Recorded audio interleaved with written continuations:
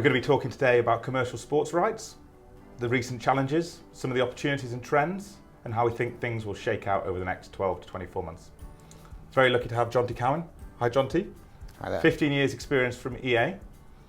Jonty, what do you see as the main challenges to sport over the next 12 months? I think if you're talking about the context of the media and entertainment world, I think if you look at consumer engagement trends, then they've shifted a lot in recent years. Consumers they now have multiple screens, so you need content that will work on a mobile phone as well as a TV. And the way that we engage with content as well, a lot of people want personalised content. They want they want short-form, bite-sized content, particularly the younger generations. Whilst the older generations are still prepared to sit through 90 minutes of a football match, for example, younger generations, they want this shorter content.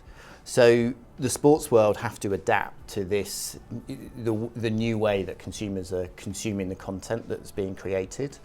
And then alongside this, you've got the economic challenges at the moment. Obviously, they're recovering from the pandemic. You've got the challenges with the economies at the moment. And then also in some particular sports, such as football, you've got new financial fair play rules coming out. Of course. Where transfer fees and player wages are going to be capped in relation to the revenue that the clubs are bringing in, which obviously then means that if they want to have their high-profile transfers, they need to be making more revenue. So I'm sure that all the sports bodies are looking to explore these opportunities to try and bring in more revenues and see how they can better engage with consumers nowadays. So, I'm interested to hear from your side, what do you see as the opportunities for sports bodies and with media? Well, not wanting to disagree with you, obviously some of the recent deals that have been done, Sky, Amazon buying the Champions League rights in Italy, the numbers they were driving for that shows that, live sport is in rude health and maybe is quite resilient to possible economic downturn. And then you combine that with some of the deals in the US we've seen, the long-term high-value deals, the likes of YouTube getting involved with Sunday Ticket and the NFL. I think live sport isn't dead. So whilst kids might not be wanting to watch 90 minutes, I still think there's lots of opportunities there for rights holders. But is that because the media organisations, because they're adapting how they are presenting the sports content to the consumers, do you think? Yeah, I think partly that. So the presentation, a lot of the free-to-air exposure around it as well is interesting. And then you've also got the sort of opportunities for new properties or nascent properties. And particularly, I think women's sport's got a massive opportunity. Definitely. I think that's the success in the football over the last 12 months. I think real opportunity to drive value and revenues on the media rights side. In terms of sort of nascent properties, touching on that, do you see a lot of those sports, those properties moving to the games world? What are the opportunities there for those sports and just more generally in the video games world? So within the games world, it's now become a lot easier for smaller developers to make video games. If you go back 15, 20 years ago, it was only the big publishers who could afford to make games. But with platforms like the app stores on mobile, it's become a lot easier for smaller developers to make their own games, and lots of opportunities self-publish now. What that means is that actually you've now got a lot more games out there looking to license sports content. Mm-hmm. Sports is such an easy category of content that companies know will help engage consumers, it will attract fans, etc. So I've certainly seen a lot more companies out there licensing sports content at the moment. Also sports organisations, I think they've also seen the opportunities there, whether it's within video games or other elements of the industry such as esports. Mm-hmm. If you look at esports, then it's a great way for the sports bodies to bring their sports expertise, and the fans can get more involved. As I said, they want personalised experiences, so they can actually be involved in the action. And it's not just football engaged with esports. You've also got SailGP. They're running their own esports program. You've got Formula One running a fantastic esports program in partnership with their different publishers. I think the interesting side of that as well, though, is that if you look at Twitch, the cycling app, where if you're on your turbo trainer at home, you can you can connect with the app and it presents the workout for you. They're also running events, mass events for consumers. So I think actually the gamification element with sports, it goes beyond classic video games you might think of.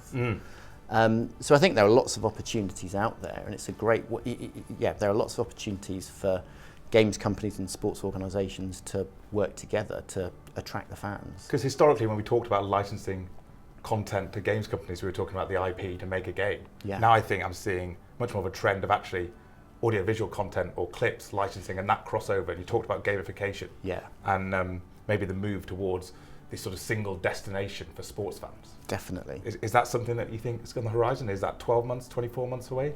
I definitely think that that's the way that platforms will go. I think you're going to see a lot more content being aggregated. It will take some time, I believe, to have sufficient content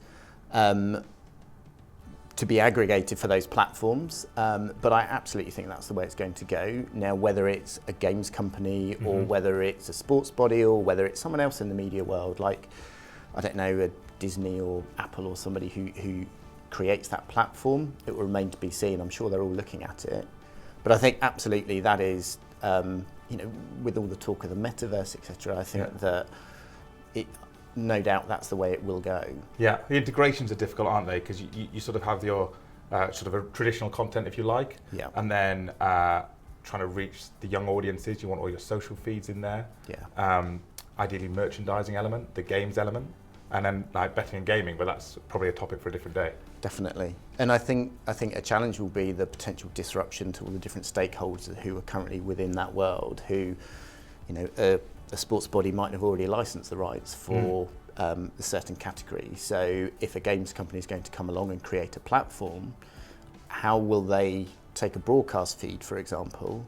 Potentially they might have to partner with the broadcast organisations, but then if you look at, for example, if you look at the Premier League, they have global broadcast deals.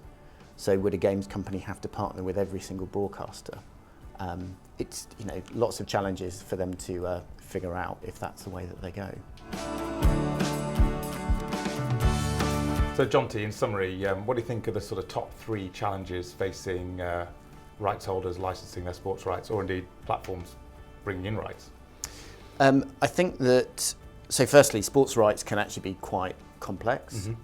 It's not always easy to know who holds the rights to particular content. It could be, there are multiple sports bodies involved within any sports, and sometimes it can be difficult understanding which body has the rights and how the rights will work together. So firstly, it's understanding who has what content. The second thing is, if you're licensing rights, we've been discussing today the potential opportunities, the shifts within the industry. So you want to future-proof your license as much as you can. And that can be quite challenging. You need to understand the industry, you need to understand the trends, and just make sure you've always got an eye to the future. Because you're a good law firm. Exactly. And then the final thing I'd say is there's a particular potential hot topics at the moment of player rights. So athletes are becoming more aware of their own, the rights they have in their own data. And there's a lot of commercialization of sports data at the moment, not just on the performance side, but also arguably on the commercial side. And, and if a licensor wants to license those rights to somebody, then everybody needs to make sure that they're compliant with privacy laws. That was an excellent summary. Thanks very much for that insight, Jonty. If you want more information about anything we've talked about today, please visit the Wigan website. We'd love to help out.